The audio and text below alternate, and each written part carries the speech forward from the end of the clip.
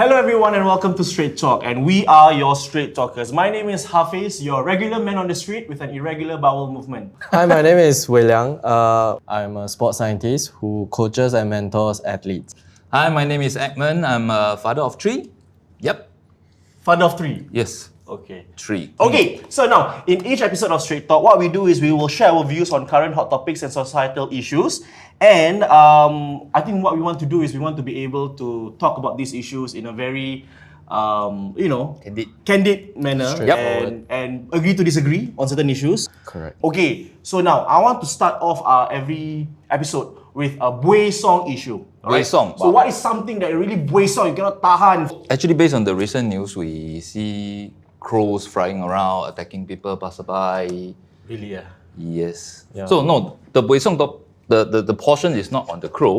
Okay. The buay song part is first you have people coming out, ask NEA to do something about this crow. Correct. Yes. Then suddenly, I think 2 days ago or yesterday, then you have people coming out and said, no, we should live with the wow. Wow. Then You should live with the... wow. Wild. So the next thing is So meaning don't touch them.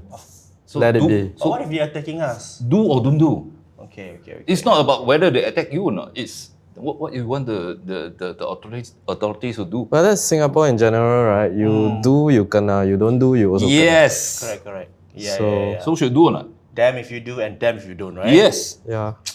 So Okay. should do or not? I don't know, I'm not a crow, don't ask me.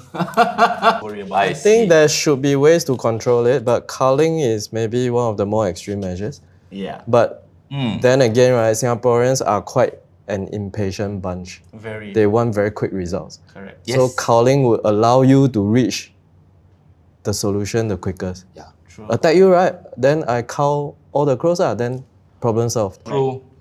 Now, what about you? What's your buay song issue? COE is crazy. It's super, Okay. super high. That's true. Yeah. I mean, as a car owner myself, I mean, when I purchased my car, I thought it was going to be like a good investment. And then just like everything in Singapore, it's become a liability. Yes. And then petrol increase, right? Yes, Last year. correct. So I'm like, I cannot, like, because I always stipulate a certain amount of money for petrol a month. And now that has to be increased on top of other things. So, really cannot make it. Really cannot make it. Are you going over to overseas for your petrol? But sometimes, but the jam, brother. Oh yeah. I cannot. 3 Yes. hours in a jam is cannot. And I have a very weak bladder. But yes, I mean COE has always been high. So I don't think it's a investment per se. Okay. Not a Yeah, prudent it's choice not right nice, now. not nice. Yeah, I think it's not. But however, I agree with you. I think motorbike Shouldn't be. COEs. I don't see the reason for motorbikes to have such high COEs. That's true. Okay. Okay, my buay song issue of the topic of the week is because I just saw this meme of our PM against a backdrop of Marina Bay Sands Yes. with the words, "Please make love," Right. because of the birth rate. Okay. Oh. So 1.05. recently 1.05. We Yeah. have hit a low, all-time low. Yes. Okay. So meaning that out of 100 couples, only one of you. 105. No. Out My math is of very every bad. 100 couples, only 105 kids. Okay, what are your thoughts about that? As a parent, you want your kid to have some form of advantage over others, right? Yes. So it adds to this whole competitive nature of the Singaporean society. So that's one of my biggest concerns for the future generation, actually. Right. That one a bit far. Yeah. Many years to come. Many years for you to go. So- Cross the bridge when you reach Yes. there. Slowly. I But hope you'll so. be happy that you're getting this extra $3,000. Wow! Oh yeah, the $3,000. Yeah, the baby bonus went up. Okay. Yeah. Is it enough? First of all, Is it it's enough? not one lump sum, it's Yeah, staggered. It's staggered. So I don't think you will feel it as a bonus. I think you will probably, I expect to receive it and then feel like, oh, just in time, like I can buy more diapers or more formula. Okay. Yeah, I don't think it's incentive. Yeah, it's definitely assistance, but I don't see it as an incentive to have more. Is it going to encourage you to have your second one? Probably not. No. Probably not. Because if you think about university education, right, whatever amount that they are giving to you as baby bonus, it's not enough for education. True. So the extra 3,000, they add up to be like 11 now. 11K. It's not going to entice you. I don't think so. No. Because I still think having a baby is like a personal decision between It's couples. a personal choice, yes. So I don't think any monetary value would. So, which is quite interesting, right? Because there's 3 of us here, Yeah. and then 2 of us are already thinking maybe not. Maybe not. Maybe Okay. not. So I can No, foresee. it's 3 of us. Maybe not because I Okay. contributed 3 already. Not. Not just to make it fall, Yeah, but it would be good if they can backdate it until 20 years ago. Yeah, yes. Okay. My eldest is 20, so Wow. yes. Oh, okay. If they can backdate 20. Are there any other Buay Song issues that you would like to raise? Just to get it out of the system before our guest of honor comes. Housing. What about it? I don't want to talk about housing. Okay, Why? fine. Because I can't afford a house. But there's a group of people online who say that with the extra grants, right, it will result in increased resale prices, therefore making it even more out of reach. I think Singapore in general has done quite a good job with looking after first-timers, Okay. right? So all the help is rendered to first-timers, All right. and then the resale market is sort of like a wild, wild west. Yeah. It is lah. It is. So your concern, reading up from online, is the resale prices may go up because of the extra grant. Yeah, but for me, I feel that the BTO or HDB is not meant to be an investment vessel, you see. Okay. It's meant to provide a roof over Singaporeans' heads. That's true. So I don't feel that it's right. For me, I'm not terribly concerned because I don't think I will sell my HDB flat Okay. and use it as an investment. I really see it as a home. Okay. I seriously don't think the extra grant is going to affect the resale market. Now, first of all, if I were to put myself as a seller, my price is not going to varies because you are first time or your second time buyer. Correct? Not? If I set my selling price at 800,000 per se, Yep. you come, it will still be 800. Whether And it's if you a can't first-timer afford or it- second timer, it's still going to be 800. I'm not going to. So if you can't afford it, which means that if you're a first timer and you can't afford it, you'll just no choice. Have to apply for BTO Yeah. and rely on the grants. in a way, that's true. in a way. Oh, So the okay. price is already set Okay. by the seller, as in how much I want to sell. So Yeah. I don't think the extra grant. I mean, it's a help for the first timer, but I don't think it's going to increase the seller.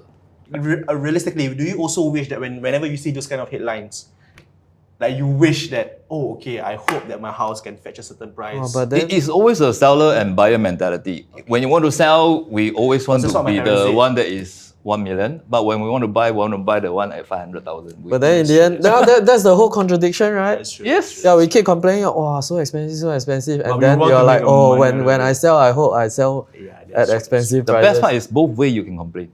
That's true. That's true. Do you think it is going to be affordable for them to be able to afford a roof over their head? Because I think that is the primary concern for a lot of us. It is a concern for me, especially as a father of 3, whether my kids can still afford a HDB or not. Yes, it is a concern. As for myself, I already have one, so So what kind 10 of years down advice the do you think road- you would give your kids in terms of if they were trying to like purchase a buy house on within your themselves? means. Yes. Okay. I think that is important. Okay. Yeah. Look forward, Fair look enough. ahead, save up, plan for it. Housing is not something that you want to buy and then click your finger and say, hey, I want to buy now. It Okay. won't. So you, You need have to save plan up, for it, You have yeah. to plan So for it. question B is how early do you have to be to start saving for your flat? How Or, early? or your house, whatever you want to get. How early? I would say, if I were to put a benchmark, Okay. I would say if you were to start working within like 5 to 10 years, you should be somewhere at the entry level of maybe getting a entry level HDB, maybe 3 rooms. What's that? What's an entry level? Oh yeah, entry level specs. Entry level for the Entry three level, room. entry level estate lah. Yes. Yeah. For me, I think I'll be confiscating his ang pao money from young, and just keep it away. That's true. And While just you can start before young. he starts questioning. So Yeah. in the interim years, please. I'll just tell him a lie. In this family, we don't do ang paos. Huh. But anyways, I'm very excited because today we have a very interesting guest to come on board. All right, so I think she would be at a better understanding on answering all of our worries and queries. Okay, and we have with us to answer all of the burning Buesong questions. Right, Yes. the perfect person for the job. Okay, you want to talk about inflation, you want to talk about GST, about Yes. cost of living, about HDB flats. That everything is going to get more and more expensive. Okay? Yes. Now, let's welcome Miss Indranee Rajah, the Minister in the Prime Minister's Office. So she is also Second Minister of Finance and Second Minister for National Development. So under her finance portfolio, Ms. Rajah is involved in the development of the government's fiscal policies. Perfect. Budget also just come out, so can grill her lah. Good. Ask her anything. Can I and leave now? everything. Cannot. Oh, Anyways, okay. how was the trip here? Okay, it was alright. Just Was alright, traffic a bit heavy, but otherwise Yeah. okay. Have you had breakfast? No, normally I don't eat breakfast. Okay. I just first meal is lunch. Okay. Oh, okay. Yeah. Are you in a good mood? That depends on what you're gonna ask me. Yeah. Okay. So actually, before you actually arrived, we were talking about a couple of Buesong issues. So Buesong is like things that is just at the top of our heads and something that we want to get our, issues as that we Singaporean, I know what Buesiong is. complain. A lot of complaining. So one of the issues that we talked about, which I thought was really interesting, I want to touch it on it first, Okay. is the low birth rate. So in 2022 last year, all right, it was reported that we have reached our lowest rate at 1.05. Yep. Okay, thoughts. Okay. Why do you think this is happening? Well, it's not just us. I want to start off by saying it's not just us. It's not that Singaporeans are outperforming the rest of the world in this low performing rate. underperforming. That's right. So globally, right, we see that there's a drop in birth rates. And there seems to be a few trends. One is people marrying later. The second is even when they marry, they delay having children. And even if they have children, they have fewer. So part of it just seems to be, I want to live my life first, I want to experience things. But then when the child comes along, then it's like, I want to invest the resources that we have in maybe one or two, not more than that. So that's a global thing. But of course, in the Singaporean context, there are the factors that may be in play as well. So when we talked to people, the first thing that they told us was costs of raising a child. Second was stress. Stress in the sense of need infant care, childcare, and they also have to manage with young children as well as their older parents who are aging. And then this whole work-life balancing. So that's why you can see that this year's budget, right, which we had a very strong suite of marriage and parenthood measures. Yes. You want me to go into that? Can I outline that? We were talking about the increment of the $3,000 baby bonus Baby as part of the budget. So, I mean, Okay, but I really hope that people just don't focus on that part because there's a design to this, right? Okay. And remember, Walk us through. Yes. Okay, I'll walk you through. So I told you the concerns. So cost was one of the top ones. Okay. Hence, we are increasing the financial support. So the baby bonus cash gift that's been increased by $3,000. Then we're also increasing the child development account, the top up. Yes. So government gives a first step grant. So we've increased that. We're also increasing the co-matching amount. And that will all help, I think, with the financial part. But people also say that they need a flat now. Because otherwise, no flat, no house cannot do what you need to do to have the babies. We've said that we're going to prioritize, have a section where we give extra priority for first timers, for married couples and young families. That one details will be announced by Minister Desmond Lee in the upcoming Committee of Supply. Right. Okay. Right, but the headline announcement was made during budget. So that's to make sure that young families get their homes. And then paternity leave, which actually got quite a lot of attention because paternity leave is a strong signal that we actually want the dads, that would include all of you, this group here. If you have, my wife is popping in about 3 weeks. Oh, okay. The paternity leave that we announced kicks in beginning of next year, but there's nothing to stop you from having a chat with your boss. Yeah. Or a second baby for that matter. Yes. Okay. So, but we really want dads to be involved. Yeah. And that's a big shift, we're actually trying to shift society as far as that's concerned. So we hope that the employers are going to be supportive. We hope that the dads don't use this time to play golf. Please don't go and play golf with your paternity leave. Okay, just kidding. But we've had queries like that, right? We said no. The research shows that it's really beneficial for the child to bond with the dad in the early years. And then the next thing is flexible work arrangements, because we do want. We've seen in the last 3 years that actually you can work differently. Don't always have to be in the office for a fixed time, right? True. And I think young parents or anybody that has to look after aged parents and grandparents would appreciate the flexibility. So what you see in this year's budget is the beginning of a shift. Right. And we're trying to do a whole societal shift where you get everybody to put family well-being front and center. Okay. Yeah. Okay. Our main one of the main issues that we were talking about, like, are these measures enough to even encourage people to procreate? Entice. Is it good much? Is it much of an So enticement? just now we were talking about it, right? Then from my perspective, because like I'm gonna be a new dad, yes, the baby bonus is welcomed, of course, but I don't see it as a good enough incentive to have more kids, because the moment my child is born, right, I'll be thinking like, can I afford to put him or her through education and university? That's one of my primary concerns. So that's a really good point that you made, because other parents go through that thinking process as well. And I think you can be assured that in Singapore you needn't worry about that. The government will take care of you. Everybody has to do their part, but we'll make sure there's a supportive environment. So the short answer to your question is this additional baby bonus cash gift and the CDA top-ups going to be enough? The answer is that in and of itself is not going to make people have more babies. But if you have an entire society that is supportive, so you know that you're getting financial support, but you also know that if you need infant care, which is a piece that we're working on, and if you have to go and work, somebody will look after your infant, that gives reassurance. Then childcare places we have been increasing, and we've also increased the amount of subsidy that we give for childcare. Then you know that your child can get good preschool education without breaking the bank. And then our national schools, you actually, compared to many other countries and many other places, the amount that we pay is relatively little, but you're assured of good education. In fact, between primary and secondary, right, we as in the government, puts in nearly like $100,000 per child in terms of the funding support and everything. And that continues through to the IHLs, not maybe quite the same amount, but ITE, almost 90% is covered of the fees.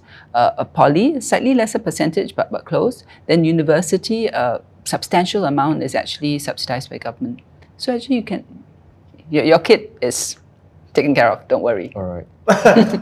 You just make sure you take your part do your part by looking after the kid when they're young. I think I'm gonna be a and hands-on spend dad. quality time with your kid. Yeah, don't play golf. But then again, you're not a golf I'm not a person. golfer, so And let your it'll be wife sad. have rest days. I think our biggest concern right now is, of course, with the hike in GST, and then a lot of people, there's a lot of issues about inflation and all that. So what are initial thoughts about this issue? Okay, there are two or three things that you have to bear in mind first. GST was something that we had decided was really necessary way before the current situation. This was back in 2018 when we mentioned it in that budget. And the reason for that is because we have an aging population. By 2030, 1 in 4, that's 25% of our population, is going to be age 65 and above. So that means 1/4 of your population is going to be aged. And when they age, healthcare costs will increase because the frequency of hospital visits will increase, need for medication will increase, the length of stay in hospital will increase, and you need to be able to fund all of that. So we were looking forward, projecting, and we realized that, we would need at least an increase by 0.8% of our GDP. So raising GST by 2 percentage points will actually give you only 0.7%.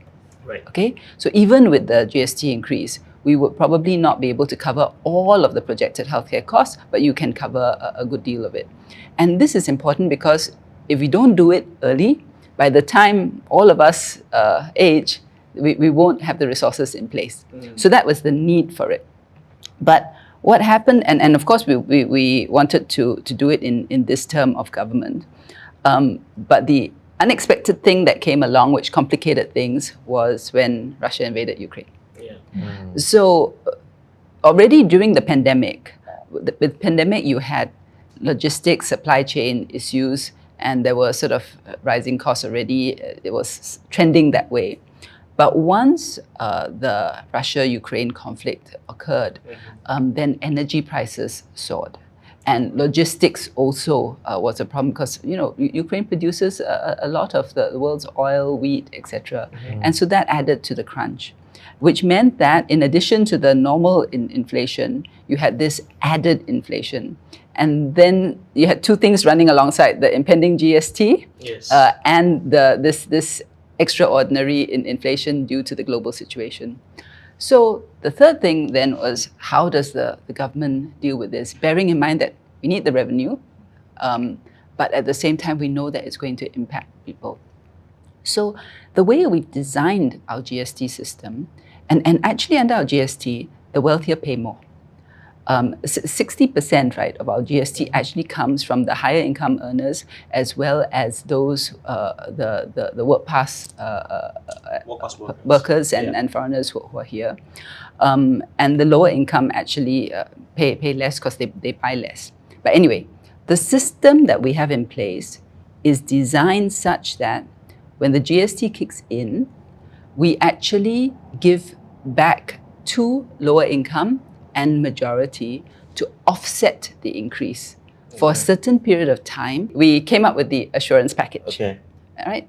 And in addition to the assurance package, there is the GST vouchers. Right. And in addition to the GST vouchers, there's also the part that government absorbs. So remember, 3 buckets. Okay. The assurance package itself, what we set aside originally about 6 billion, now we've upped it by another 3 billion. And it has a whole series of components to help with costs. So one part is give cash. The other part is, it includes CDC vouchers.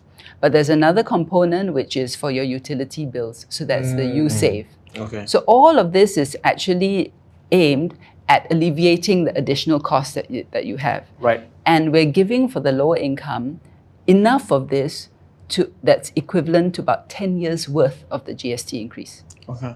And for the majority, which one, this middle income group, about 5 years worth of the GST increase. So basically it means that although the costs go up, government is actually giving you more than equivalent of this cost, or at least equivalent of these additional costs to last you for 5 or 10 years, as the case may be. We work very hard to get the economy to grow so that your salaries can go up as well. Right. Right?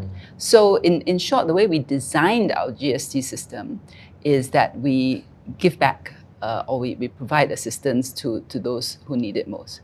Then the GST voucher scheme, which was a separate scheme, Altogether. different from the assurance package. And this came in place the last time when we raised GST back in the 2000s. Yes. Basically, it is like at regular intervals, we will give out GST vouchers, which is essentially cash to help defray additional costs. Then the third component that I talked about is for publicly funded, that means basically national schools education, government absorbs the GST. And for publicly funded healthcare, government absorbs the GST as well. So you can see there's a whole range, right? But it's all designed to buffer Singaporeans against the GST increase, whilst at the same time ensuring that we have a steady stream of revenue to make sure that all of us and our parents and grandparents can be taken care of. Okay. We actually have a couple more of leading questions to the GST package in terms of how do we decide the amount and all that. But before we go into the details of that, we want to have you watched a video, because we managed to go on the streets Okay. and ask Singaporeans. So this was actually recorded before the new GST increment was in place. Expenses are increase in expenses, definitely. Then 1st Jan, the 8% GST will kick in. Yeah, actually before it kicks in, a lot of stuff has already increased in prices. They're talking about food, the services, everything. So I think that is because I'm like the middle income kind of range. And I'm at the borderline. So and it happens that this year I'm at the borderline. So a lot of the benefits I don't get as well. Yeah. And I find that that's kind of unfair in that sense, because I'm just missing it by a little bit only. Yeah. And sooner or later, I think the gap for the rich and the middle and the poor is going to be very, very wide. Yeah. And I probably will drop from middle to, lower income range. Yeah. I'm very interested in that statement, the being on the precipice of, I'm now lower income to middle income, and also she talks about her concerns between there's going to be an increase in the gap between the different classes.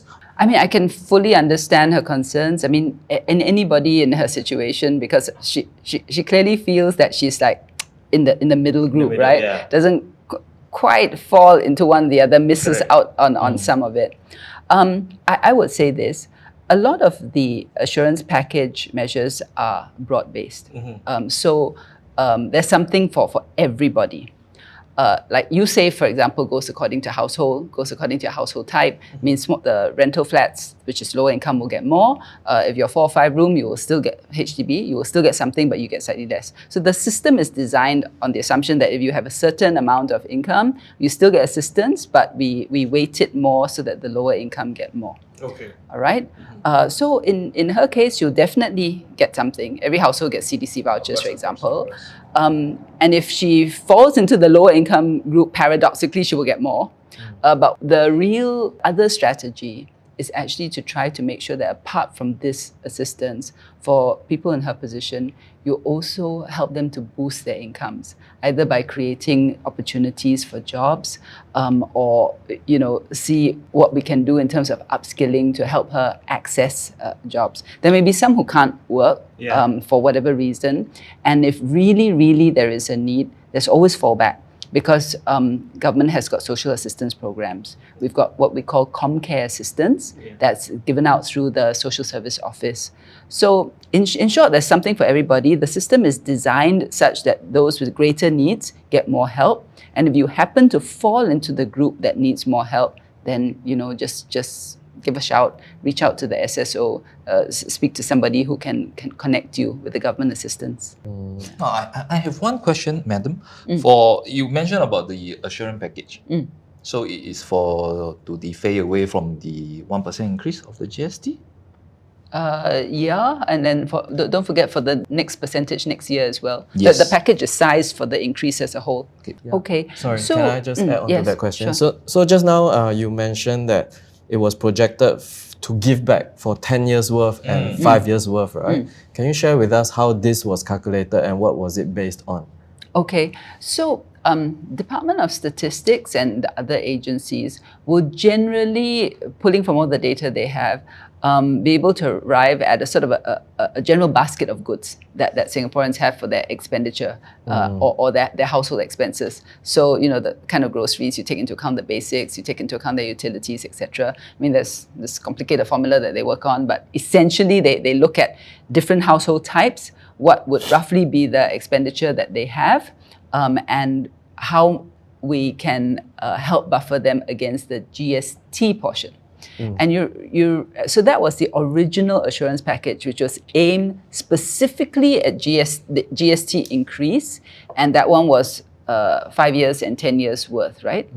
And last year, before the GST increase kicked in, we had a separate household package, which included, same components, like CDC voucher and USave, etc. This was intended to help against the general inflation. So you're right, your point about the GST goes up by 1%. There's help for that. But bearing in mind the general inflation, we had a household package. Then this year, only because Now that the GST has kicked in, everything sort of gets conflated and rolled up into into inflation as a whole. We just paukaliao everything under the assurance package. Yeah. But so the short answer to your question is that the components that go in are intended to help not just with the GST increase, but with the general inflation that people are experiencing. All right. Actually, you feel that the money gets smaller. So probably when you actually in the past take the $50, you can buy a lot more things. But now $50, you basically cannot buy a lot. So I can feel that money is getting smaller. Wherever you go, let's say you go one outing with your family, the money that you actually need to spend a day versus the past is a lot more now. The price pressure is quite intense. The value of money is significantly reduced according to this gentleman.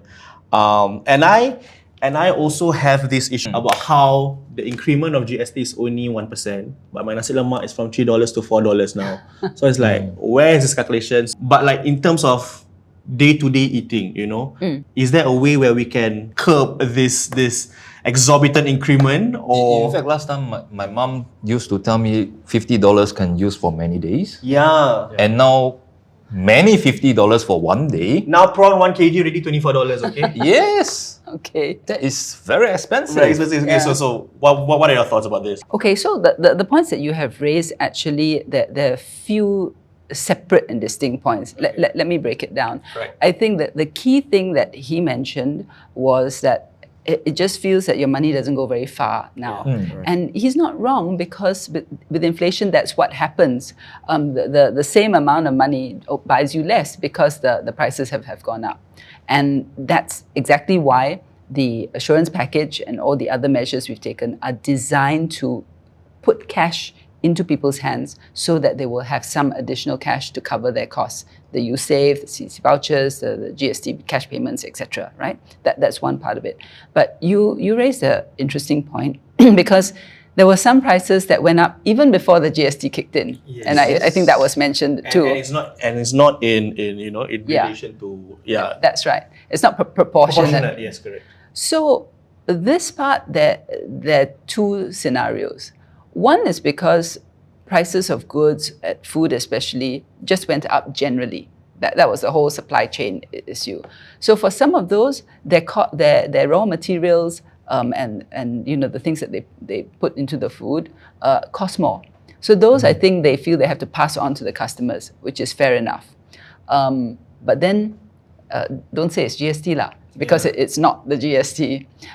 Then there's another group, and I think this is a much smaller group that takes advantage of the opportunity to increase, maybe over and above the actual cost, but wrapping it up with this whole inflation thing. So you've got just the GST portion, you've got the inflation portion, which is real, and then there may be some much fewer who opportunistically take the opportunity to raise the prices. For this group, we've set up the Committee Against Profiteering. Okay. So if you think that there's a situation where a shop is blatantly increasing without justification, you can refer it to the Committee Against Profiteering. So I think it's a valid concern to raise. Yes. So that's number one. Number two, aside to that, I also want to talk about why the staggering of the GST from 7 to 8 and then to 9. Why can't we just pierce us and just go 9? That's it, settle, call it a day. Yeah, Why because the staggering? Agree. Yeah, then it allows I personally think it doesn't make a difference. Just bear with it lah, 2% increase and call it a day. No need to placate people and say 8% first, then 9%. Okay. Us first. Let me take that question first, right? Actually, that would have been our preferred choice. Yeah. And all things being equal, we would have done it, but we got derailed by two things. One, global pandemic, and two, the sharp increase in inflation caused by the Russia-Ukraine situation. Because if we didn't have those two scenarios, and actually the economy was on track, there would be no reason why we wouldn't have just taken a one step. So you remember that we had announced that we would do it in 2 steps at last year's budget. And last year's budget was actually really looking at the pandemic, because the budget statement was delivered before Russia invaded Ukraine. Yes. Yes. So what we were actually looking at was an economic situation where there was already some inflation, but we were still coming out of the pandemic. We hadn't relaxed all our controls, etc. And it wasn't quite clear, trying to look ahead, how the economy would be. And we knew that people were feeling pain. But at the same time, we had all the constraints that I mentioned earlier about the need to raise the revenues in order to cope with the aging population. So we decided that on balance, it would be better to do it in in 2 steps rather than one, in acknowledgement of the fact that people were already feeling it. And if you added on, that additional percentage, you would be adding on to the impact on Singaporeans, and we didn't want that. So essentially, it's really just it's with Singaporean in mind. That's the reason why it's staggered lah. Yeah. But it somehow was. it feels that it gives the opportunistic people 2 chances Yeah. to do price hikes. You're right, except that if those were the choices, right? One, don't give them the opportunity to raise it, to inflate it and cause pain to Singaporeans, or lessen the pain a bit. And then for this group that seeks to opportunistically raise prices, make sure that there are measures in place to go after them if they do that. I think we would take the second option. Okay. All right. I'm still a student, so like GST hike for me is still a very as in it's still money lah. So for me it's quite concerning also, yeah. Then especially if it's because 7% is quite high already, then 9% is gonna be even higher also, yeah. So I think that is one of the main problems that I can think of now lah. How do you think government can help to ease this issue? I think with how the government is doing the CDC voucher and everything, right? I think maybe what they can do is probably bring down the age because they only give out for people who are 21 years and above, right? So people at my age now, we don't actually receive the CDC voucher. So I think maybe what they can do is probably bring down the age to at least probably 16 or 18, the range there. Yeah, so that people at around my age, they can at least get some money from the government too. Should we lower the age from? Yes.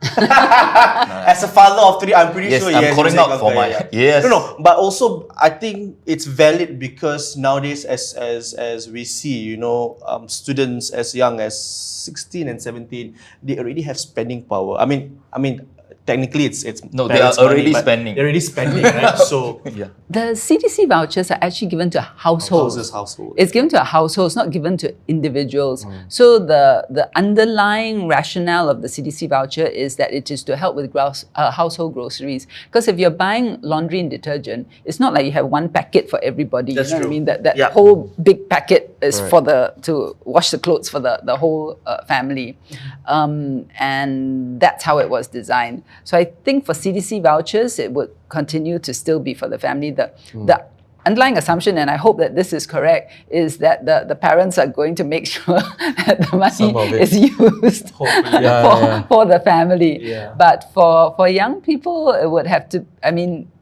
the main assistance is really directed at the school fees. And the education subsidies. But if there's other ways in which we can assist, we'll have a look at that. Two responses to that. One is can't delay the aging part. Between now and 2030, Singaporeans are still going to get older. True. And we're still going to reach 25% of our population at age 65 and above by 2030. So if we can't delay the aging, you can't delay all the additional costs that's going to come with healthcare for providing for that demographic, which means you have to make sure that the revenue stream is ready in time. But, and this is your question, can we delay it? The answer is yes, we are actually delaying it by 5 and 10 years for the majority and for the lower income through the assurance package. The assurance, if you think about it, the assurance package actually delays the GST because it covers the portion that you would otherwise have had to pay. And it's only when the payouts, the impact of the payouts stop, that's when the GST really kicks in for you. And hopefully by that time, we would have done enough to get the economy going. It's now come out of the pandemic, and by that time your incomes can rise and you'll be in a better position. So that's how it's then designed. It's a bit complicated to explain, but I think you can you can Sort see of the design visualize. It's like- principles, right? Time is something that you cannot change. So I mean, that's provided if every cog in the system is doing its part. But Yeah. what if we get employers who don't really play the game and they don't raise the wage? I think they would lose their employees soon Yeah, enough. yeah. Because, in a tight labor market like today, employees do have other options and choice. But the only thing is, the economy of today requires new skills. That's why I really urge Singaporeans to take advantage of the upskilling programs, the professional conversion programs, and other things. Because the skills that of yesterday, some of them will continue to apply, but digital skills and new technologies, all of these things need Singaporeans to learn new things. So very important that they take advantage of that, which is part and parcel of the budget. Interesting. Okay, before we wrap up today's conversation, we want to end it on a light note. So we have a very interesting question. Being one of the first few women politicians in Singapore, do you need to be more strong-headed among the guys? No, you just have to say it like it is. Just be yourself. And if you feel strongly about something, say so. Speak up. Okay. Even with opposition keep on calling Just try to speaker, stir I think the minister Right. haven't answered my question. Do you get agitated? Or? Yeah, how do you keep Yeah, calm how do you keep cool? in that Yes. Because I would have situation? just left. I'd be like, you know what, talk to yourself. Well, I think the key thing to do is just go out there and explain why it is that you have actually answered the question. And I think viewers and Singaporeans watching will know and they will understand. They will understand. They can draw their own conclusions. But then again, I don't think she's in a position to just leave. She has to. Even with regardless, repeating Yeah. the same question in different Just form, repeat again lah. Just rephrase the question. Under the again. standing orders, which are the rules that govern the conduct of Parliament, if ministers ask a question, you have to answer it. But if you've already answered it, it's perfectly all right to say that you have already answered it. You don't have to give a different answer. correct. I see. All right, thank you so much for taking the time to answer our questions, and whether or not the questions are tough, or are the questions tough today? Okay lah. No, they're You're perfect. prepared for I it, mean, they're very legit questions and happy to answer them. Legit concerns, I think. And we hope that those who are listening or those who are watching would probably have a better idea on how things are being put in measures and being put in place, right? All right, thank you so much for Thank spending you. time with us. And for those of you who are watching, all right, please stay tuned and continue to watch Straight Talk just to find out who is our next guest and what are the topics that we'll be talking about next episode. Yeah, my name is Hafiz, I'm Wei Liang. Edmund. and till we see you again, thank you everyone.